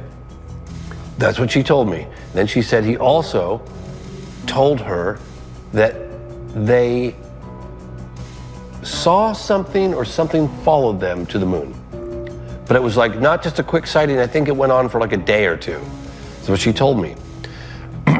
So between Faye Ann Potter and Mickey Rooney and his wife Jan Rooney, they said, we think we can get you an interview with Buzz Aldrin. So they got my foot in the door. They contacted him. He's a good kid. He's doing this documentary. And Buzz Aldrin agrees to meet with me. He's in Europe. He's been dead. That's the problem. He was in France on tour for some book that he was doing. Yes, I'll meet with James, but I'm on this book tour and I'm going to be in Monte Carlo on these dates. If he wants to meet me in Monte Carlo, I'll meet with him and do an interview. So, of course, I'm going to do that. And I've got Buzz Aldrin. I think I borrowed money from somebody. I can't remember who. And we get to his hotel, and the concierge comes and says, Mr. Fox? So, yes, you have a telephone call? And I, okay. And he gives me the phone, and it's Buzz Aldrin. I can't do the interview. I said, it's like, what do you mean you can't do the interview? I traveled all this way. You said, I can't do it. He said, it was Paul Allen. Paul Allen. It was Paul Allen. He said, Paul Allen just invested in SETI, and he was labeled a UFO quack, something like that. And he didn't want to be labeled. And he said, I'm trying to get money from Congress to develop a rocket that'll put citizens in space, and I will not jeopardize that initiative. And how's my coming forward going to change anything anyway? It's going and I responded how I felt. And I said, well, with all due respect, sir, it takes people of your stature to elevate this whole phenomenon out of the rut that it's in. I mean, I know about a lot of stuff in UFOs, been around people that have been at these sites and stuff like that. But unfortunately, people only believe people from the military. They don't believe common folk like me, even though they should a lot more often and everything, because we have a lot more experiences sometimes than even some of the people in the military that have seen these things. And people from the government put out misinformation as well. So, I mean,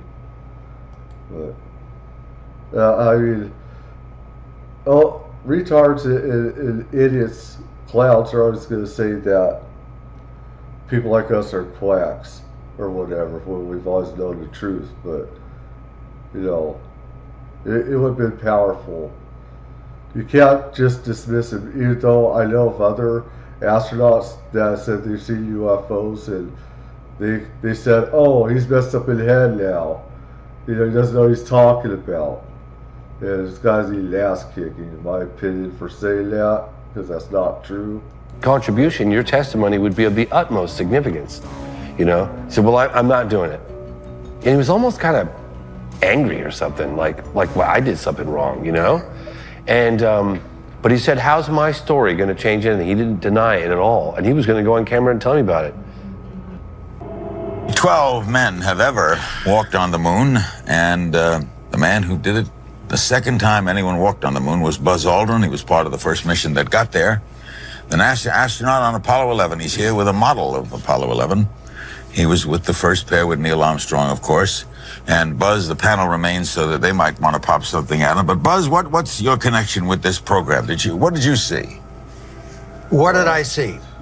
Well, the first day out, maybe 6 hours after launch, we were scheduled to make a mid-course correction. I'd like to show you a few things in this rocket just to point out the condition that we were in. We separate the command and service module, and it turns around like this, and it docks with the lunar module. Now, notice these 3 and 4 panels. Whenever the command module separates and turns around, those panels go off in 4 different directions. And we can look out these windows and see the Earth drift by and see the moon drift by. What did you see? And I saw a light out there, okay? This is after we had witnessed the upper stage rocket next to us make an evasive maneuver to miss the moon. And we thought, wonder what that is. You know, there are a lot of lights out there when you're not looking in the direction of the sun. There are a lot of stars, and they're all fixed relative to each other. Now, one of them starts moving, or it's moving, and we know that that's another object. It's not a star. We started thinking a little bit more about these 4 panels, and I'd seen a graph where it showed the separation distance that was calculated before liftoff, before the whole mission went, of where these panels would be in case the spacecraft made some maneuver, and they guaranteed there'd be no contact. Hold it right there. You got me held. Fast forward many years. Oh my God. So I had no idea. I had broken a story with Fife Simonton, who was the former governor of Arizona, okay? And the Phoenix Lights. The Phoenix Lights case, that he had not only, that he'd seen it, he did actually investigate it, and that he felt it was otherworldly. It was a big story. And I was all over the news, and we got invited on CNN. I think it was the 60th anniversary of Roswell, but I'm not positive. Larry King Live. Yeah, Larry King Live. And I see Buzz Aldrin in the green room. And I walked out of the green room, and I turned over to Fife Simonton, the former governor of Arizona, and I said, man, I can't wait to go, this is the first time I've seen him since he canceled this interview with me 10 years earlier, or whatever it was. And really no explanation given. I borrowed all this money, and, I know he's had these things. They're going to get him out here just debunking everything. And Fife says, James, that guy's an iconic figure in the United States history. I mean, he landed on the moon with Neil Armstrong. You really can't be doing that to him on a national live TV show. He might punch you. But he's a very famous, respected. He's a hero. He's a hero. And so I toned it down, and then I just watched him basically lie on live television. What did I see during the flight? We saw one of the 4 panels to 99.999. Okay, I was told by a very close source of yours that you actually saw something other than that. A lot of people have said things that I saw. That doesn't mean that I don't want to reveal the source on national television. But someone very close.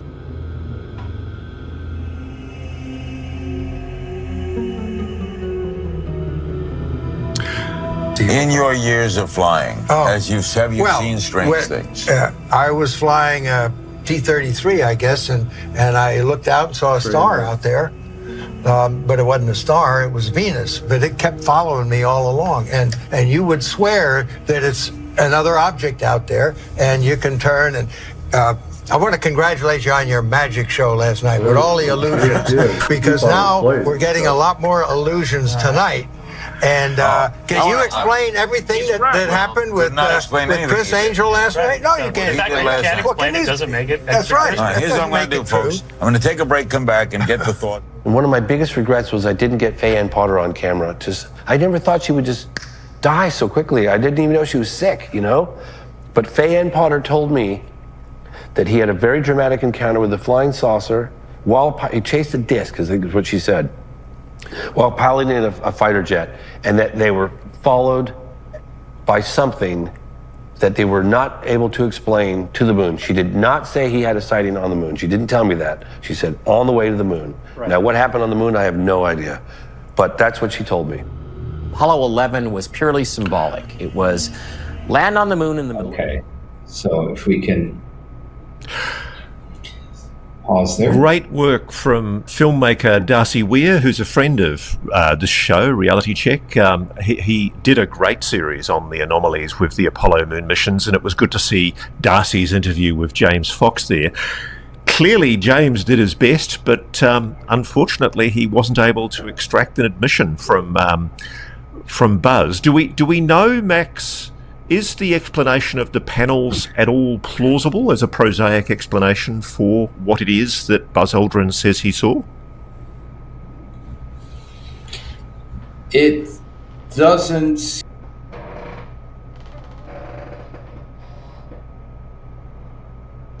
think maybe I'll end it here. Yeah, I don't know if there's anybody watching. I see like 0. This thing isn't always correct. It says 0 viewers right there. It can be wrong quite a bit sometimes. But I do things pretty much so people could also talk about this as well. I'm not seeing anything right now. Also, I could use a good shower as well. Anyways, hope everybody's good. It has a good morning, noon, night, wherever you guys are.